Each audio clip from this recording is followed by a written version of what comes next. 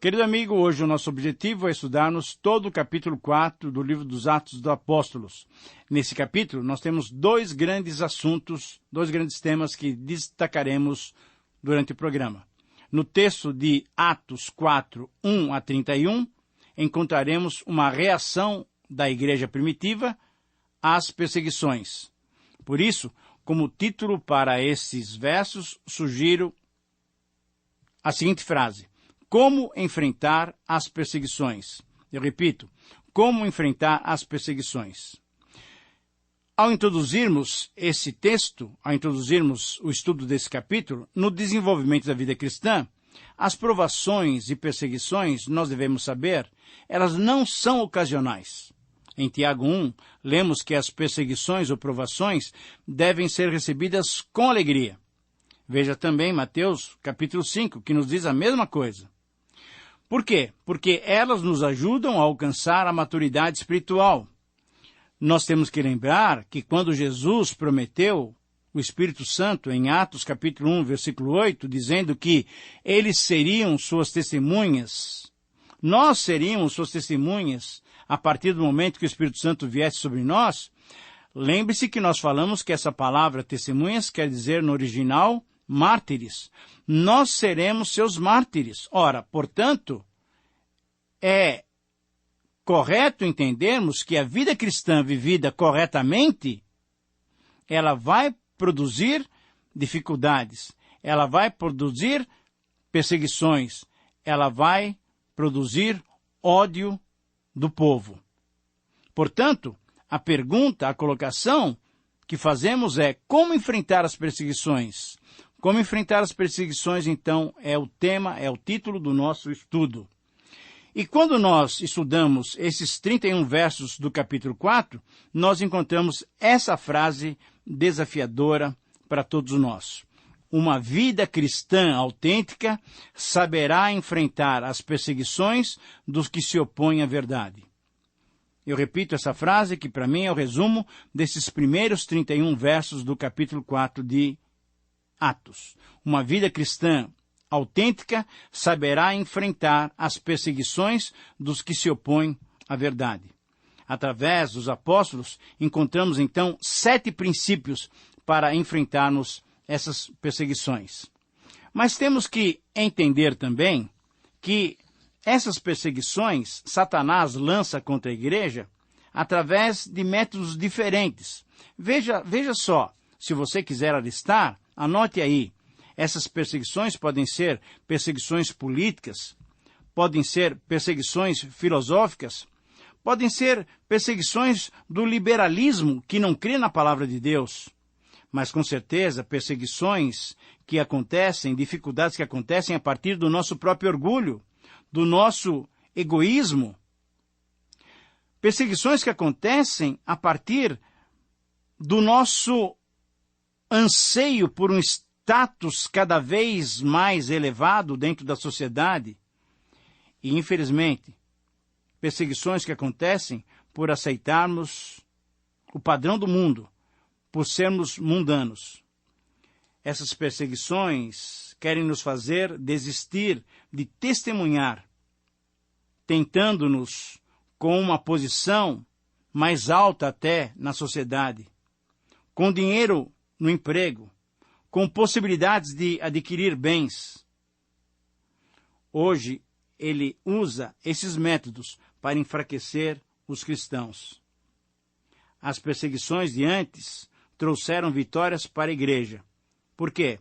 Porque houve heróis, entregaram suas vidas, a fé parece estava mais viva, mais firme.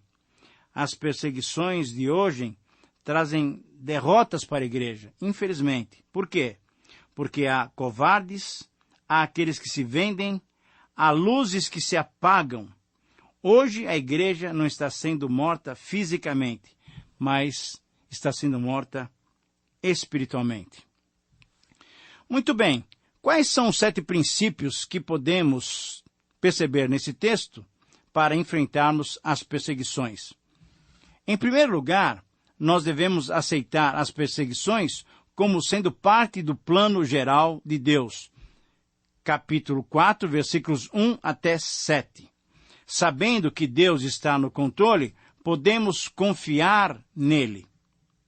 Veja só, a mensagem pregada lá por Pedro, e certamente pelos demais apóstolos, ela repercutiu de tal maneira que houve crescimento no número dos cristãos, atingindo cerca de 5.000 homens.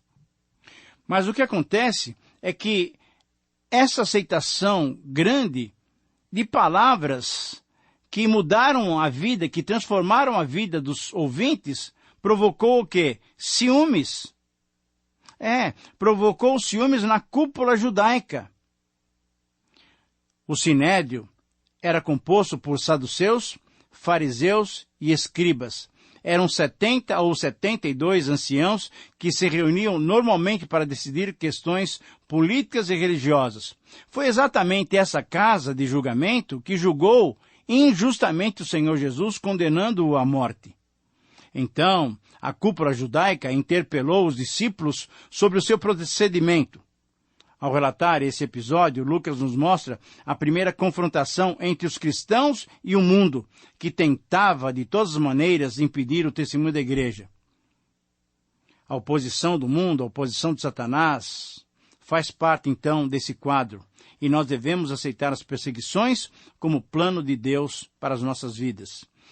Um segundo princípio que nós devemos aceitar, que nós devemos entender com relação a como enfrentar as perseguições, é que devemos andar sob o controle do Espírito Santo.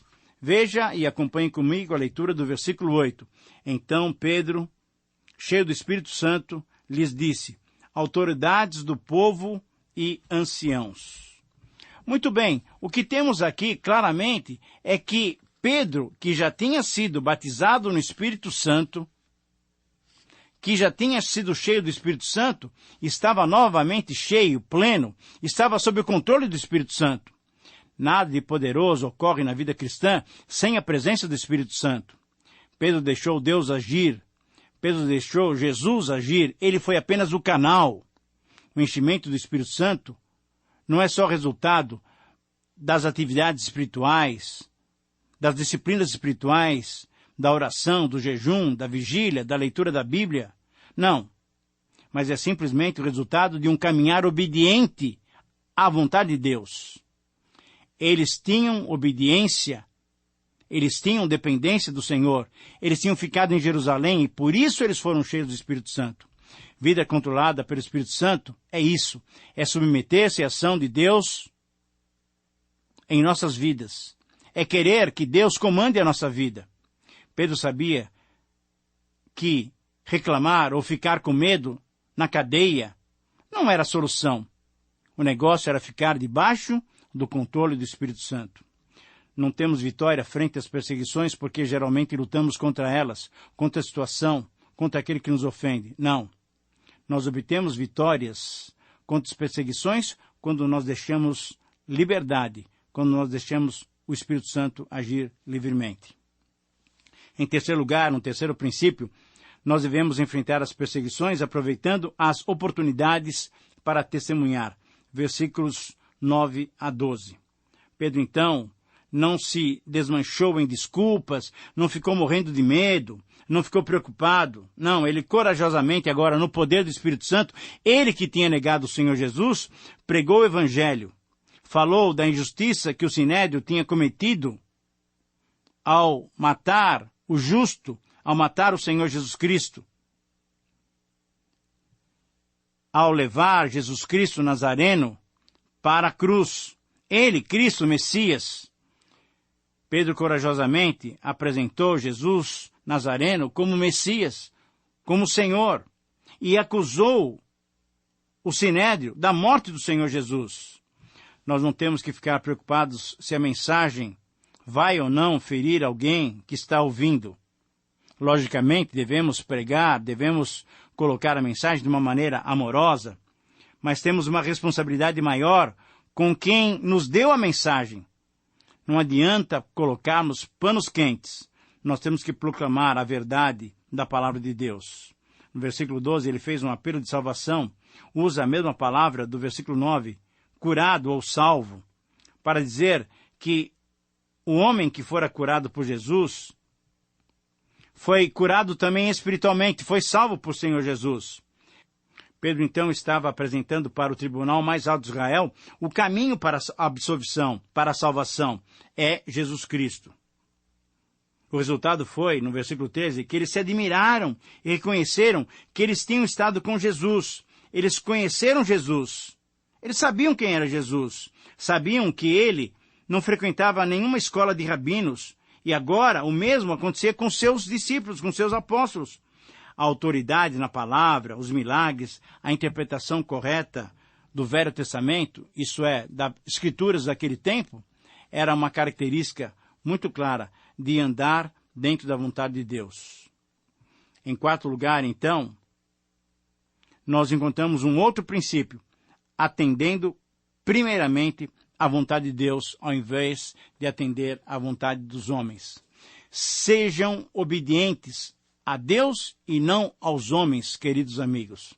O homem curado era testemunho irrefutável. As autoridades não podiam negá-lo.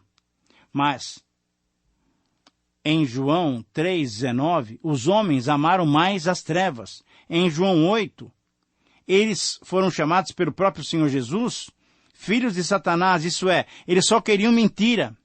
Mesmo assim, eles não aceitaram a salvação. Tinham uma prova irrefutável e não aceitaram que em nome de Jesus pudesse ser curado aquele homem. Viram milagre, mas não se arrependeram. O problema hoje é exatamente o mesmo.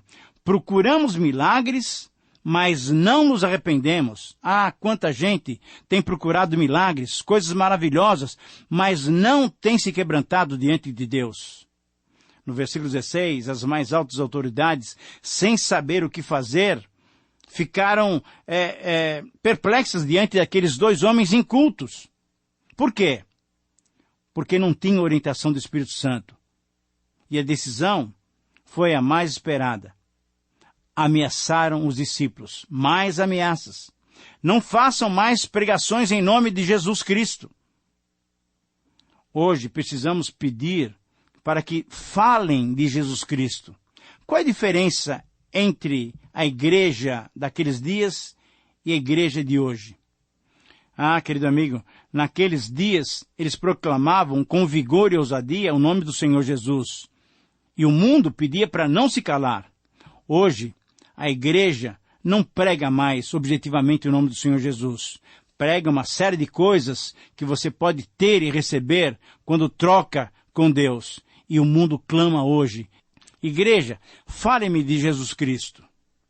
Muito bem, mas continuamos. No versículo 23 agora temos uma quinta maneira de enfrentar as perseguições. Um quinto princípio pelo qual nós podemos enfrentar as perseguições. Associe-se sempre a um grupo de irmãos. Versículo 23.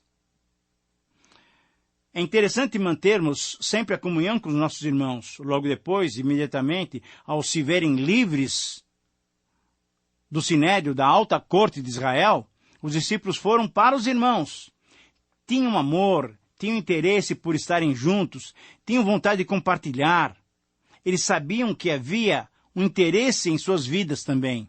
Eles sabiam que havia oração. Eu quero ler esse verso para você. Veja, capítulo 4, versículo 23. Ouça essas palavras.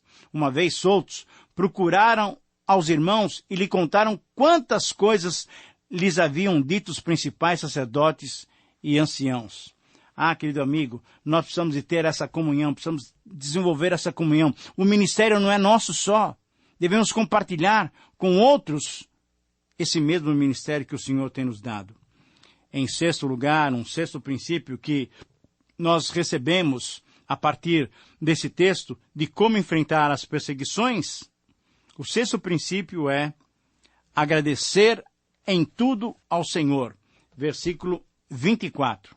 Do versículo 24, nós encontramos o seguinte: oraram a Deus. Mas perceba que tipo de oração. Eles oraram a Deus, louvando a Deus. E eles reconheceram que o Senhor era controlador de todas as coisas. O nosso Deus, querido amigo, é um Deus soberano. Oração de gratidão a Deus, reconhecendo a soberania de Deus. Hoje temos ouvido alguns dizendo que Deus não é soberano, que Deus não conhece as coisas futuras. Esses primeiros discípulos oraram agradecendo a soberania de Deus. Não pediram para não serem mais presos. Não reclamaram de Deus. Não pediram para que Deus os libertasse de qualquer sofrimento. Não, eles louvaram a Deus. Tu, soberano Senhor. Louvamos a Deus quando nós reconhecemos a soberania dele. Nessa frase, tu, soberano Senhor, eles reconheceram a soberania de Deus. Eles declararam que Deus sabe todas as coisas, que Deus age em todas as coisas, inclusive na prisão deles. Será que você pode louvar a Deus hoje pelas suas circunstâncias de vida? Eles declararam que sabia que isso iria acontecer. Entenderam que o que estava acontecendo era cumprimento da profecia do Deus soberano. Eles citaram o livro de Salmos em vários momentos, porque entenderam que as profecias previam exatamente aquela situação. Não oraram chorando ou reclamando, mas exultando, louvando a Deus, dizendo que confiavam nele, que tinham colocado a sua vida nele e que ele tinha tudo sob seu controle. E agora, concluindo essa primeira parte do capítulo 4, encontramos nos versículos 25 a 31 o sétimo princípio para enfrentarmos corretamente as tentações. Apropriar-nos diante de Deus de mais coragem para testemunhar. A oração não foi feita para que o perigo seja afastado. A oração não foi feita para que a situação fosse mudada, mas a oração foi feita para que recebessem mais intrepidez, mais ousadia. É interessante nós lermos esse versículo. Veja bem, eu quero ler com você o versículo 29. Diz assim: Agora, Senhor, olha para as suas ameaças e concede aos teus servos que anunciem com toda intrepidez a sua palavra. Será que eu li corretamente? Me parece que concede aos teus servos libertação das perseguições, concede aos teus servos paz, concede aos teus servos vida tranquila, concede aos teus servos bênçãos incontáveis. Não, querido amigo, a expressão daqueles homens que confiavam em Deus, concede aos teus servos que anunciem com toda intrepidez a sua palavra, enquanto estendes a mão para fazer curas, sinais e prodígios por intermédio do nome do teu santo servo Jesus. E a consequência, querido amigo, quando nós entendemos corretamente a perseguição, tendo eles orado, versículo 31, tremeu o lugar onde estavam todos reunidos, e todos ficaram cheios do Espírito Santo, e com intrepidez anunciavam a palavra de Deus. Você tem sido perseguido? Se não, é bom fazer uma avaliação séria da sua vida. Se sim, agradeça a Deus pelo privilégio de sofrer pelo seu nome. Você tem medo da perseguição? Não precisamos temer as perseguições, querido amigo, por duas razões. Porque você está sendo amadurecido e porque você verá o poder de Deus agindo em sua vida. Muito bem, concluímos assim a primeira parte desse capítulo. Estudamos então Atos capítulo 4, versículos 1 até 31. Agora vamos estudar os últimos versículos deste texto, que nos descrevem novamente a comunidade cristã e um personagem especial, Barnabé. Vamos então meditar nesses textos. Os primeiros dias da igreja cristã foram dias de vitórias e manifestações de Deus, mas Satanás também não se fez demorar. Atacou externamente e indiretamente a igreja. A igreja orou, Deus atendeu e a igreja cresceu. Qual foi o segredo? O amor. O amor. O amor é a essência do Evangelho e deve ser vivenciado por toda a igreja cristã. Eu creio que, para mim, essa é a frase que sintetiza os versículos 32 a 37. O amor é a essência do Evangelho e deve ser vivenciado por toda a igreja cristã. A comunidade cristã e a sua vida diária é descrita exatamente pelo amor. Nós temos aqui, então, 3 maneiras do amor ser vivenciado pela igreja cristã. Eu gostaria que você, se tivesse interesse, anotasse aí. Primeiramente, o amor deve ser vivenciado no âmbito interno, através da unidade. Por quê? Porque eles eram os que creram. Por quê? Porque eles tinham um coração e alma. Mas o amor deve ser vivenciado no âmbito interno através da generosidade. Ninguém considerava exclusivamente sua nenhuma das coisas que possuía. A generosidade fazia com que tudo, porém, lhes era comum, conforme nós lemos nesses textos. Uma segunda característica, uma segunda maneira de o amor ser vivenciado na igreja cristã é que o amor deve ser vivenciado no âmbito externo também, através do testemunho dos apóstolos, com poder, sob a ressurreição, através dos testemunhos dos demais cristãos, porque em todos havia abundante graça, e o Senhor acrescentava-lhes todos os dias aqueles que iam sendo salvos. Mas em terceiro lugar, querido amigo, o amor deve ser vivenciado de modo prático. E aqui nós temos o exemplo de Barnabé. O amor foi exemplificado na vida de Barnabé, chamado filho da consolação ou filho do encorajamento. O amor foi praticado em favor dos irmãos. Ele vendeu a sua propriedade, ele deu o resultado da venda para ser distribuído aos necessitados. E o seu amor prático foi também disponibilizado em favor dos não cristãos. Ele alegrou-se e encorajou os que estavam se convertendo em Jerusalém. E em Antioquia, nós vamos ver isso no capítulo 11. E ele foi um missionário diligente. Atos 13, 14, 15, nós vamos encontrar Barnabé viajando com o apóstolo Paulo.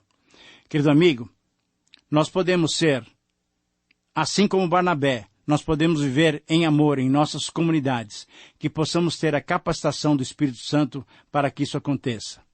Terminamos assim mais um tempo de estudo da Palavra de Deus, e a minha oração é que você tenha a possibilidade de aplicá-la na sua vida. Um abraço e que Deus te abençoe.